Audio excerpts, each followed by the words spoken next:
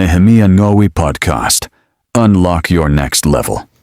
Unajua kwamba changamoto nyingi za kifedha zinatokea kwa sababu watu waga hawana bajeti kabisa na pesa zao.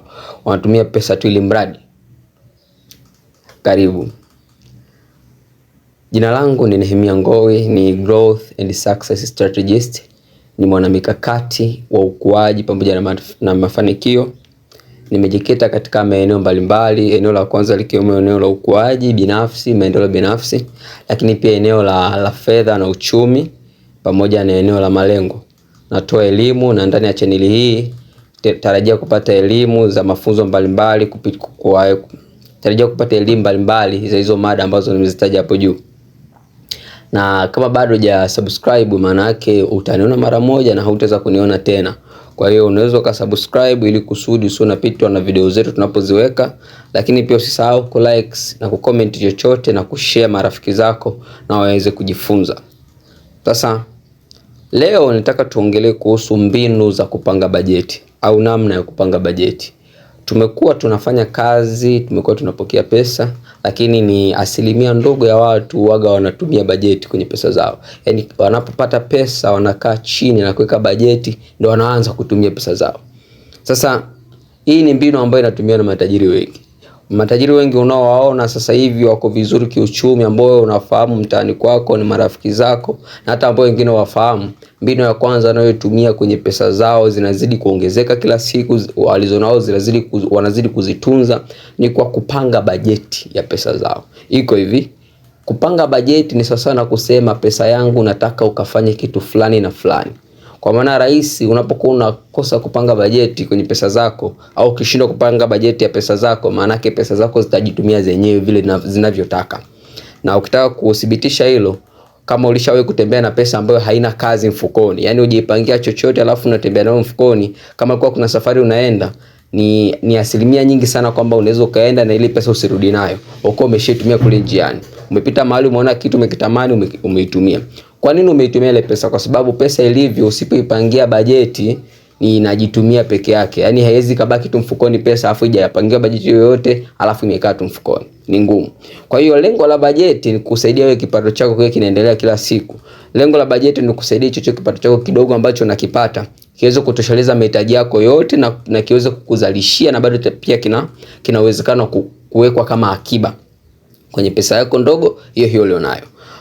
Usiseme kwamba mimi napokea kipato kidogo sana, kwa hiyo hichi kipato hakiwezi kupangiwa bajeti, kwa ngoja tu nikitumie hivi kilivyo. Hapana. Pesa hiyo ulionayo unajifunza kuwekea bajeti ili kusudi hata kesho ukipata pesa nyingi ni rahisi zaidi kuweka bajeti vizuri, kwa sababu ulishajifunza tokea ukiwa na kidogo.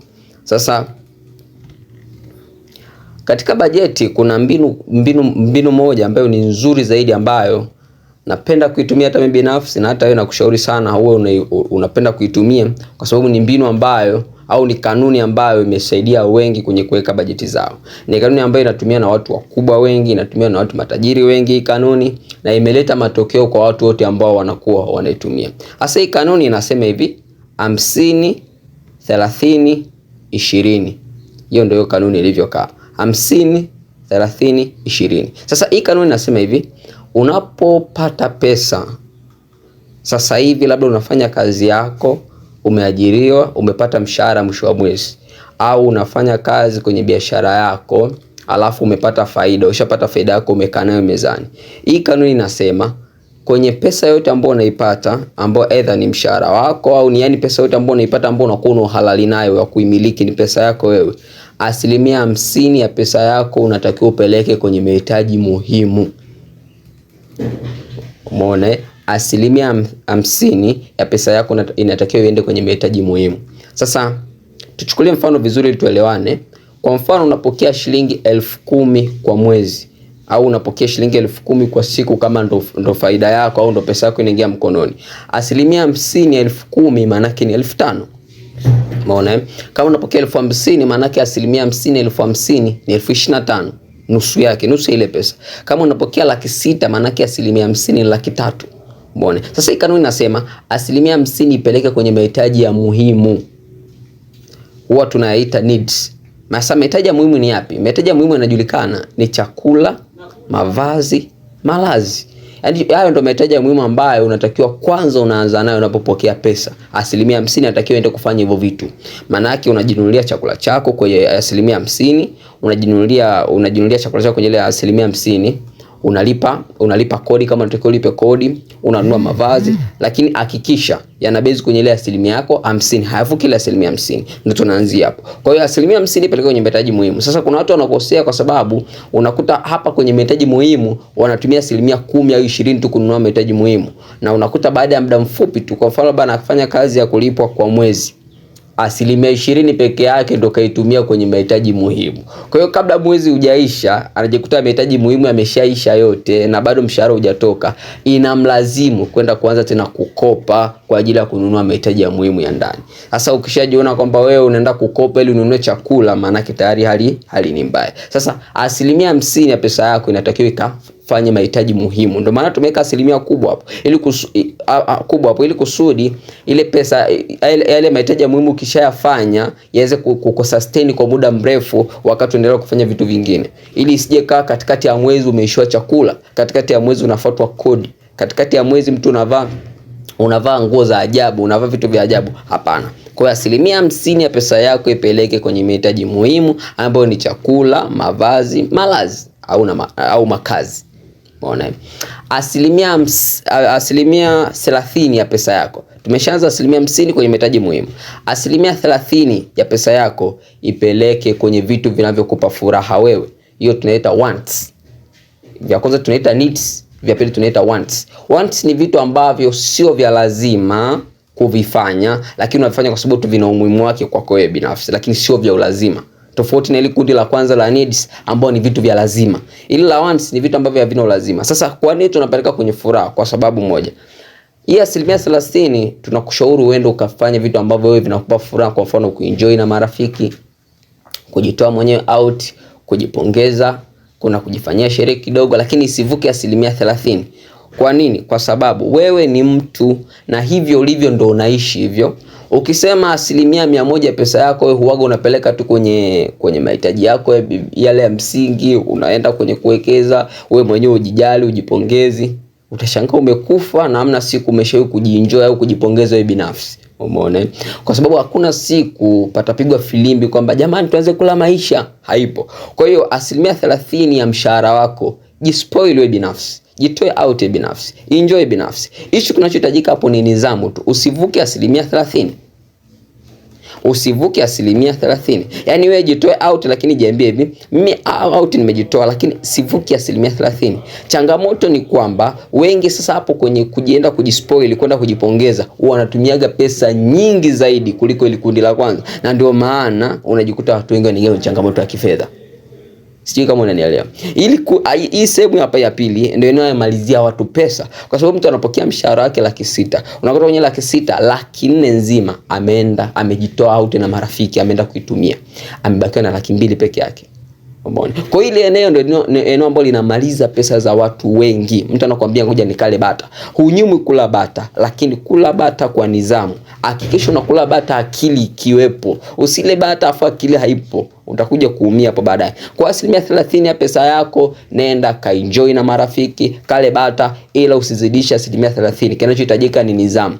Kwa hiyo tumeshaona asilimia 50 mahitaji muhimu. Asilimia 30 kajipongeze, kale bata.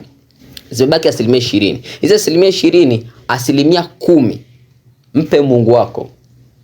Hata kama huna dini, jifunze kumpa aliyekuumba kile ambacho unakipata. Unajua hata kama hauna dini yoyote, lakini ni ukweli kwamba haimaanishi Mungu hayupo. Yaani wewe kutokuwa na dini au kwa sababu hausali popote haimaanishi Mungu hayupo. Si kweli kwa sababu usije ukaniambia kwa sababu simuoni basi hayupo. Hapana. Sio kila kitu ambacho hakionekani maana yake hakipo. Upepo hauonekani lakini haimaanishi upepo haupo. Upepo upo, si ndio? Kwa hiyo Mungu pia yupo. Kwa hiyo inashauriwa kwenye asilimia 10 ya pesa zako mpe Mungu wako aliyekuumba. Mpe yule ambaye unamwabudu, mpatie asilimia 10. Na kwa nini tunampa? Kwa sababu siri ya utajiri wetu, siri ya baraka zetu imefichwa kwake yeye. Unapompatia Mungu asilimia 10 ya pesa zako ni kama umempa kipaumbele. Unasema umemthaminisha, umemonyesha heshima yake. Na unapompatia vile manake hawezi akakuacha, hawezi akakupungukia, maana yake atakusaidia zaidi. Umeona, atakusaidia kupata nyingi zaidi. Kwa 10% mpe Mungu, toa fungu la 10 kwa Mungu wako. Zimebaki 10%, na 10% zinazobaki weka akiba. Sasa naomba nifanye overview ili unielewe. 50% ya pesa yako mahitaji muhimu, needs. 30% ya pesa yako nenda ka enjoy kale bata. 10% ya pesa yako mpatie Mungu. Mpatie Mungu wako. 10% iliyobaki peleka kwenye kuweka akiba. Ukijumlisha hapo unaona unapata 100% ya pesa yako. Hivyo ndo namna ambavyo unatakiwa wewe una budget pesa yako siku zote. Usizidishe sehemu yoyote wala usipunguze sehemu yoyote. Japo inashauriwa kwenye hii ya kula bata unaweza kupunguza alafu ukaongeza kwenye hapa kwenye hii ya kuweka akiba. Umeona? Sawa. Sasa tuende tukajadili kidogo, hii akiba unaiweka wapi? Tumetoka kwenye uzamani ambako tulikuwa tunaweka pesa kwenye vibubu. Tulikuwa tunaficha pesa kwenye vibubu, tunaficha pesa zetu kwenye nguo ambazo hatuzitumii, au tunazificha nguo pesa zetu kwenye tunazificha sehemu ambapo hatuwezi kuziona ili tusizitumie. Sasa ule ni uzamani. Ila sasa hivi pesa hatuzifichi kwa namna hiyo.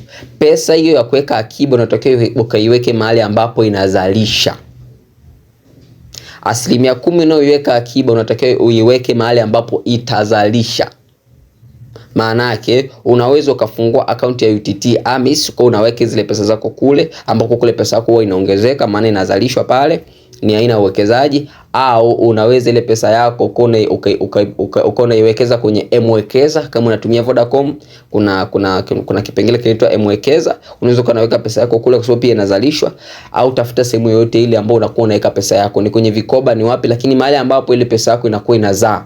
Usiweke mahali pesa ambapo imekaa stationary tu. Yaani pesa ambapo imekaa haifanyi kitu chochote. Hapana. Hakikisha ile pesa yako inakuzalishia. Sasa hii 10% ambayo umeweka mahali na kuzalishia, hii ndio mbegu ya kukuletea pesa nyingine nyingi zaidi. Kadri unavyozidi kuzalisha hii inazidi, unavyozidi kuweka akiba kwenye pesa kwenye 10% unavyozidi kuiweka akiba na inavyozidi kuzalisha, na unapokuwa na nidhamu ya kuiweka kwa muda mrefu, baada ya muda fulani utajikuta hii akiba imekuwa sana. Kwa sababu ukijumlisha unavyoiweka na yenyewe inavyojizalisha, baada ya muda fulani unajikuta una hazina ya kutosha. Na ndo hapo siri ya mafanikio ya kifedha inaanzia hapo. Kwa hiyo ondoka na hii. 50% ya pesa yako peleka kwenye needs. 30% ya pesa yako peleka kwenye wants. 10% pesa yako mpe Mungu kama fungu la 10. 10% iliyobaki uweka akiba, lakini ile akiba iweke sehemu ambapo pesa inazalishwa. Naitwa Nehemia Ngoi, tukutane kwenye video nyingine. Asante.